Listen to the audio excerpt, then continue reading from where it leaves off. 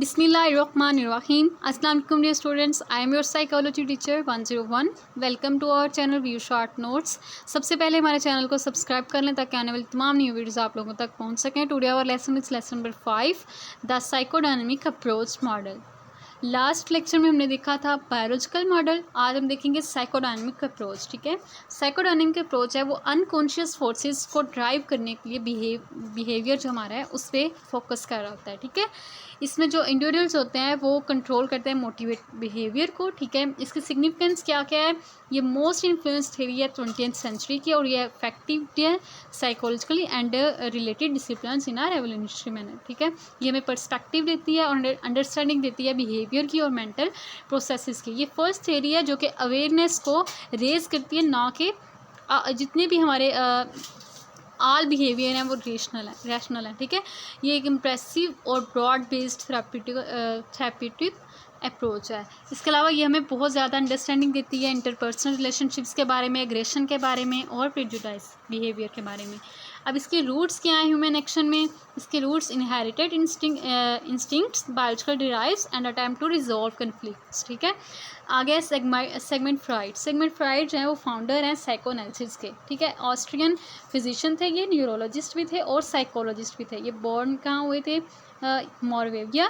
इसके अलावा ये मिडिल क्लास फैमिली से इनका ताल्लुक़ था. वेना यूनिवर्सिटी में इन्होंने तालीम हासिल की. उसके बाद इन्होंने जनरल हॉस्पिटल वेना में काम किया. ठीक है, 1885 में एक प्रोफेसर बन गए न्यूरोपैथोलॉजी में. ठीक है, 1886 इस्टेब्लिश किया उन्होंने एक प्राइवेट प्रैक्टिस के थ्रू बिना स्पेशलाइज्ड नर्वस डिजीज़ के बारे में. ठीक है, इसके बाद 1895 में इन्होंने एक बुक लिखी, स्टडीज़ ऑन हिस्टेरिया. आगे इसकी फाउंडेशंस क्या क्या हैं साइकोडायनेमिक अप्रोच की. साइकिक डिटर्मिनिज्म में जितना भी हमारा all behaviour is determined has a cause that lies in the mind. Role of consciousness का इसके बारे में बताया उसने. Continuity of normal and abnormal behaviour emphasise on clinical observation.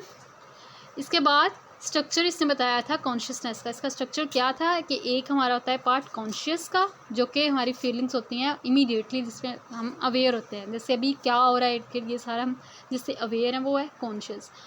अब सब कॉन्शियस क्या है, ये एक लेवल है कॉन्शियस के बाद अवेयरनेस का, जिस पे अगर हम थोड़ी देर सोचें तो वो हमें याद आ जाती है चीज़. ठीक है, प्री कॉन्शियस क्या, ये पार्ट वो है जिसको can be assess through deliberate choices, यानी अगर हम वो सोचना चाह रहे हैं, वो याद करना चाह रहे हैं तो हम कर सकते हैं. ठीक है, आगे अनकॉन्शियस वो पार्ट है सबकॉन्शियस का that can not be assessed directly Aldous impulsive ideas feeling, जिसको हम डायरेक्टली नहीं कर सकते. इम्पल्सिव यानी वो ड्रीम, स्लीप्स ऑफ टंग, ये सारी चीज़ें जो अचानक हमारे मुँह से निकल जाए कुछ बात.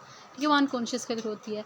ड्रीम्स क्या थे, ड्रीम इसकी फ्राइडन के अप्रोच ड्रीम में क्या था, ड्रीम जो है वो रिफ्लेक्ट करते हैं हमारी अनकॉन्शियस डिज़ायर्स को, नीड्स को, यानी हमारे अनकॉन्शियस में क्या है उसने ड्रीम एनालिसिस की थी. ठीक है, वो ड्रीम के थ्रू पता चलता है. मैनिफेस्ट कंटेंट क्या है, द ऑब्वियस अपेरेंट पार्ट, जो हमारा अपेरेंट पार्ट होता है ड्रीम का वो होता है मैनिफेस्ट कंटेंट, और जो लेटेंट कंटेंट होता है वो क्या होता है, the dream is truing meaning. उसका जो असल मतलब होता है वो होता है लेटेंट कंटेंट. एंड जो सिम्बोलिज्म क्या है, the manifest content in the symbol, यानी जो सिम्बल्स फॉर्म में होता है ड्रीम का सेंसर यानी मैकेनिज्म जो इंश्योर करता है कि sleep is not disturb by unconscious desires. आगे सोर्सेज ऑफ मोटिवेशन. सोर्सेज क्या क्या मोटिवेशन के, psychodynamic model of personality in a 3 part structure of the mind containing id, ego and super ego. अब id, ego और super ego का इसने बताया था. इड क्या है, जो कि at birth the entire mind consist of only, जब बच्चे की बर्थ होती है उसमें सिर्फ ईड यानी हमारी जो ज़रूरत होती है रोज़मर्रा की जितनी भी वो इसमें आ जाती हैं, जिसको हम प्लेयर प्रिंसिपल जो हमारा ऑपरेट करता है. ठीक है, जितनी भी बॉडी की नीड्स होती हैं, एक्शंस होती हैं और फुलफिलमेंट विश होती हैं. ठीक है, रिफ्लेक्स एक्शन क्या होता है, ये ऑटोमेटिकली सोर्स ऑफ इरिटेशन है. यानी एक इन्फेंट जो है वो स्नीज करता है, response irritant of nose, reflexively move confined limb, यानी उससे वो खुद ही रिस्पॉन्स शो करेगा ऑटोमेटिकली, हमारे रिफ्लेक्स एक्शन के थ्रू होता है. आगे विश फुलफिलमेंट क्या होता है, इज़ मोर कम्प्लिकेटेड, थोड़ा कम्प्लिकेटेड होता है. इसमें क्या होता है, इमेज या कोई इवेंट जो है वो capable to satisfy biological need, यानी हंग्री पर्सन थिंक फूड, जो हम लोग हंग्री पर्सन होगा वो फूड के बारे में सोचेगा. ठीक है, अब ईगो क्या है, ये मीडिएट करता है लिंक सेल्फ और जो आउटसाइड वर्ड होती है रियल वर्ड के दरमियान, ठीक है। और ये इसके अलावा ये ईड और सुपर ईगो के दरमियान भी लिंक करता है, ठीक है। ये ऑपरेट करता है हमारी डिमांड्स को, जितनी भी हमारे इन्वायरमेंट के डिमांड्स होती हैं, ऑपरेट करता है हमारी जितनी भी रियलिटी प्रिंसिपल्स पे ऑपरेट करता है नीड को, ठीक है। जैसे हमें कोई चीज़ चाहिए तो हम कहेंगे ये चीज़ हमें चाहिए, ठीक है। जैसे जब कोई पर्सन जो है, when the person is thirsty the ego finds liquid, ego ने क्या है कि आपने पानी ढूंढना है। ये ईड हमें बताएगी हमारी ज़रूरत क्या है, ईगो में बताएगी कि अब हमने करना क्या है, क्या चीज़ लेनी है। The ego goes through reality testing, ठीक है।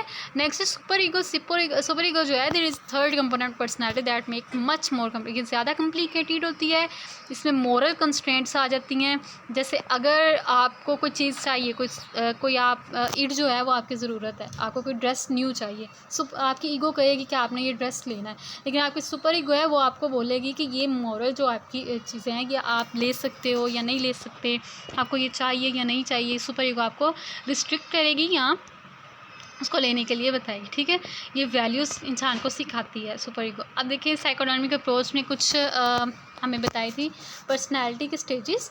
सबसे पहले ओरल स्टेज वो क्या है, वो बर्थ टू 1.5 ईयर्स, ठीक है। जिसमें क्या होता है, हमारी ईगो फॉर्मेशन होती है, हमारी विनिंग बिगिनस होती हैं, ठीक है।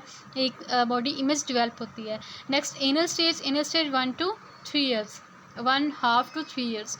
इसमें क्या होता है, कंटिन्यू होती है ईगो डेवलपमेंट, टॉयलेट ट्रेनिंग जितनी भी होती है, ठीक है। एनल से रिलेटेड वो तमाम चीज़ें इसमें फॉर्मेट होती हैं। आगे फेलिक स्टेज वो 3 to 5 ईयर्स। ये जितनी भी जेनेटिकल अवेयरनेस होती है वो इसमें आ जाती है। अब जेनेटिकल स्टेज कौन सी है, प्यूबर्टी की और एंड टू लाइफ तक, यानी हम सिम्बलाइज कर लेते हैं ग्रेटिफिकेशन ऑफ ड्राइव और सेकेंडरी प्रोसेस थिंकिंग, ठीक है। ओरल स्टेज उन्होंने यहाँ पे एक्सप्लेन की हुई है, ये आप लोगों ने जो मैंने आपको बता दी है, ठीक है। ओरल स्टेज में अगर किसी बच्चे को भूख लगी है, ठीक है, वो ओरल स्टेज में से पता चलेगा मैंने ईटिंग, ड्रिंकिंग, स्मोकिंग, इसमें सारी चीज़ें वो सिम्बलाइज करता है, ठीक है। नेक्स्ट एनल स्टेज में जितनी भी ये एनस बोटक रीजन की जितनी भी आ जाती हैं, ये जोन इसमें आ जाता है, ठीक है। फेलिक स्टेज स्टार्ट होती है 5th year, about 5th year. इसमें वो क्या करता है, जेनिटल एरिया जो होता है वो इसमें बच्चे का डेवलप होता है। अब बच्चा जो होता है, जो मेल चाइल्ड होगा वो रिसेंट्स करेगा फादर को, ठीक है, because regarded to rival for the mother's attention and affection. अब माँ की से ज़्यादा अटेंशन मिल रही है और वो माँ की तरफ ज़्यादा होगा, ठीक है। अब जो फीमेल काउंटर पार्ट होगा ऑडिपस और कम्प्लेक्स इलेक्ट्रा कम्प्लेक्स नेम जो इनके after another play of Sophocles entitled Electra in which the Electra causes her brother to kill her mother who had killed Electra's father, ठीक है। Next है हमारे पास latency stage में कौन सा आ जाता है, it last about 6 to 12 year. इसमें सेक्सुअल इंटरेस्ट होती हैं, डिस्प्लेस करती हैं बच्चे को एक्टिविटीज़ को, लर्निंग को, एथलीट्स को, ठीक है। पीयर ग्रुप रिलेशनशिप इसमें आ जाते हैं।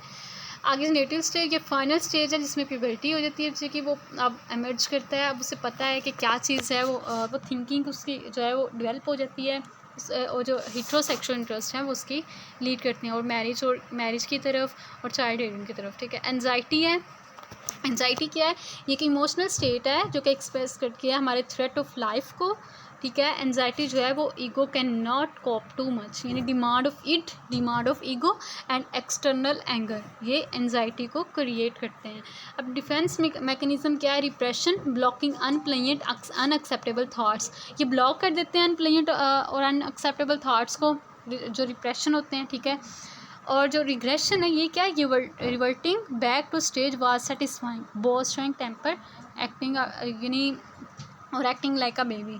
ये बच्चे चाइल्ड की तरह, ये बड़े भी जो होते हैं वो खुद को एक्सप्रेस कर रहे हैं, ठीक है। डिस्प्लेसमेंट क्या है, redirecting the expression of unwanted desire impulsive subtracted rather than the actual target, यानी अगर मारा किसी मतलब कोई बॉस के थ्रू किसी को अगर एंगर हुआ है, ठीक है, बॉस ने उसे डांटा है, उसे गुस्सा आया, वो घर जाके अपनी वाइफ को मारेगा, अपने बच्चों को मारेगा, ये क्या है, डिस्प्लेसमेंट की मिसाल। आगे रैशनलाइजेशन है, इसमें क्या होता है, वो जस्टिफाई करता है एक बिहेवियर को, ठीक है, जो कि सोशली एक्सेप्टेबल होता है। जैसे going for a second marriage saying that the first wife was quarrelsome, यानी वो कह रहा है कि पहली बीवी उसकी है जो मुझे घड़ालू है, वो दूसरी शादी की तरफ जा रहा है, ठीक है। आगे डिनाइल क्या है, ये रिफ्यूज़ करते हैं नॉलेज को, एक्सेप्ट करते हैं एंजाइटी प्रोवोकिंग थॉट्स को इम्पल्स करते हैं। जैसे कि हैवी स्मोकर जो होते हैं वो कहते हैं I am an occasional smoker, ठीक है, वो डिनाइल करते हैं रियल बात को, ठीक है।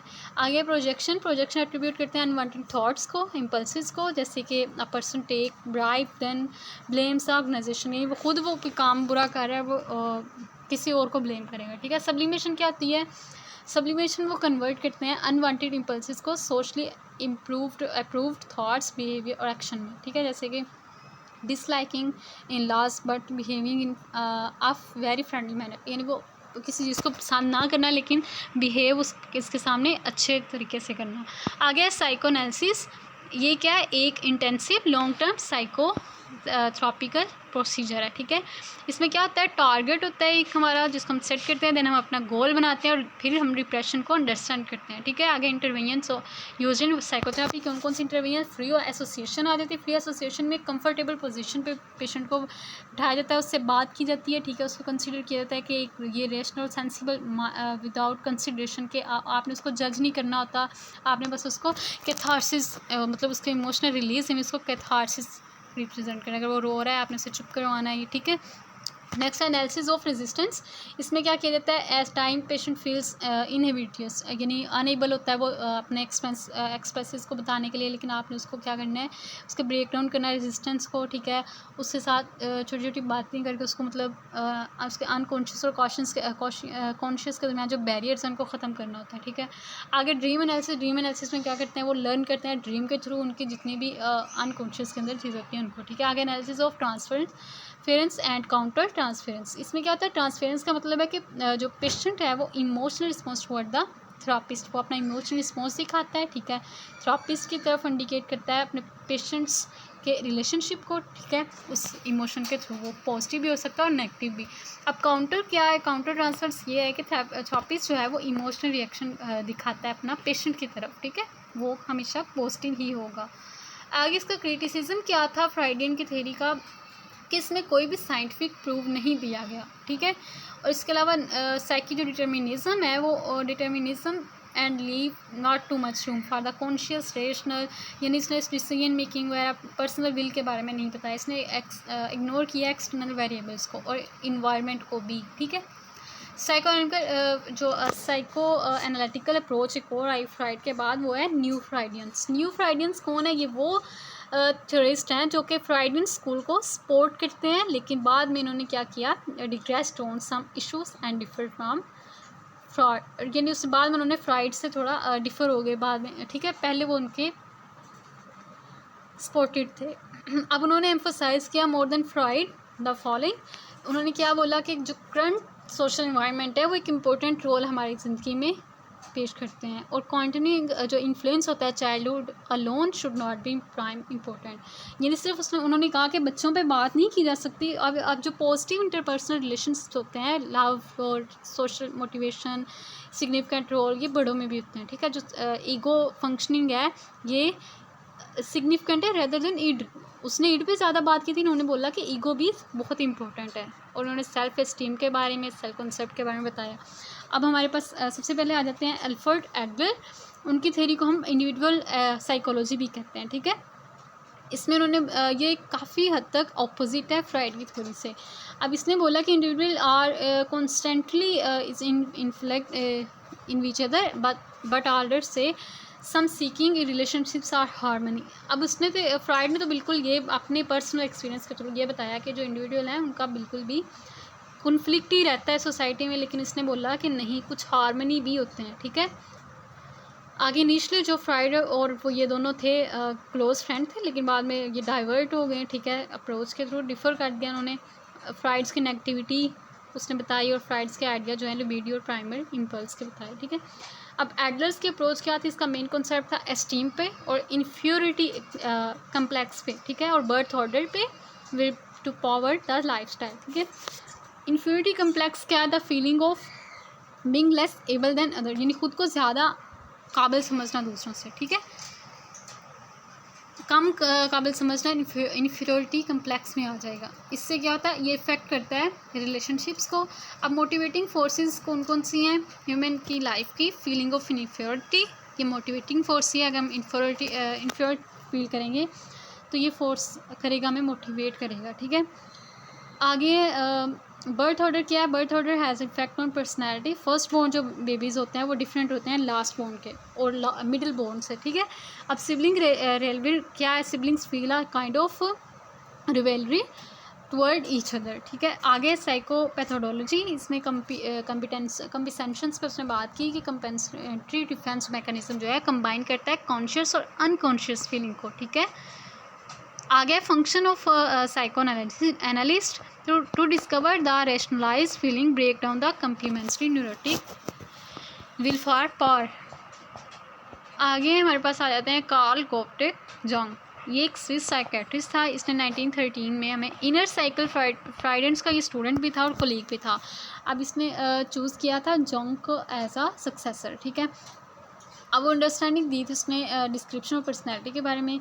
Had a positive approach toward one's ability control destiny, यानी हमारी जो पॉजिटिव थॉट है वो हमारी डेस्टिनी को कंट्रोल करती है, हमारी किस्मत को वही बनाती है, ठीक है। ये इसका बिलीव था। आगे जंक्स की जो डिसएग्रीमेंट थी फ्राइड के साथ वो ये थी कि ये डिस्क्रिप्शन है जेंडर्स के लिए, ठीक है, और नेचर ऑफ अनकॉन्शियस है, ठीक है। इसका मेन कंसेप्ट क्या था? मेजर गोल था इसका unification of all expect of our personality, यानी कॉन्शियस एंड अनकॉन्शियस, इंट्रोविजन यानी इनर डायरेक्टेड और आउटर डायरेक्टेड। क्या चीज़ें हमें इनरली डायरेक्टेड करती हैं और क्या चीज़ें हमें आउटर डायरेक्टेड करती हैं। और लिबिडो क्या है? ये एक एनर्जी है पर्सनल ग्रोथ की और डेवलपमेंट की, ठीक है। टाइप्स क्या क्या है इनकॉन्शियस की? एक तो पर्सनल है जो कि बिल्कुल फ्रॉइडियन की तरह है, और जो कलेक्टिव है इसमें आ जाती हैं हमारी पर्सनल एक्सपीरियंस और इनहेरिटेंट फ्रॉम अनसेस्टर्स, ठीक है। आगे आर्कीटाइप्स में part of collected unconscious universal form of pattern thought. आगे आ जाते हैं हमारे पास कॉर्न हेनरी। उनका क्या मानना था कि ने एग्री किया कि फ्रॉइड जो है वो लेवल ऑफ कॉन्शियस अनकॉन्शियस और एंजाइटी और रिप्रेजेंट जो है उन पे वो एग्री कर रही थी। अब डिसएग्री वो कहाँ पे थी कि इसके जो प्राइमरी इम्पल्सेस हैं वो नॉट मोटिवेटिंग फोर्स, वो मोटिवेटिंग फोर्स नहीं है, और जो बायोलॉजिकल डिफरेंस उन्होंने बताया जेंडर का वो भी नहीं, ठीक है। मेन कंसेप्ट इसका क्या था कि the environmental in hostile and the child feel lonely isolated then this anxiety develops, it can be overcome by proper parental, यानी उसका ये ख्याल था कि जो प्रॉपर पेरेंटल नर्चरिंग होगी उससे एंजाइटी को कंट्रोल किया जा सकता है। बेसिक हॉस्टिलिटी इसकी क्या थी कि जो पेरेंट जो है वो स्ट्रिक्ट होते हैं, जब पनिश करते हैं बच्चों को ज़्यादा तो वो ज़्यादा एग्रेसिव बच्चे होते हैं, ठीक है। सोशल इंटरेक्शन और इंटरपर्सनल स्टाइल जो है वो भी या तो हमें मूव करते हैं दूसरों से या दूर करते हैं, या दूसरों की तरफ लेके जाते हैं, दूसरों के खिलाफ करते हैं, ठीक है। आगे न्यूरोसिस पे उन्होंने बात की, ठीक है। Relationship with the real self and ideal self. अब रियल सेल्फ क्या है और आइडियल सेल्फ क्या है? इन्होंने बात की कि जो the ideal self reflect what we would like to become, हम क्या बनना चाह रहे हैं वो है आइडियल सेल्फ, और जो रियल सेल्फ है वो चीज़ें हैं जो कि ट्रू अबाउट एनी पार्टिकुलर, जो कि बिल्कुल हकीकत हैं, जो कि मतलब हो रही हैं, ठीक है। गोल क्या है इस थेरेपी का? The goal create realistic relationship between real life and ideal life. इसके दरमियान उन्होंने फ़र्क बताया हमें, ठीक है। यहाँ तक था हमारा आज का lesson. Thank you so much. अल्लाह हाफिज़।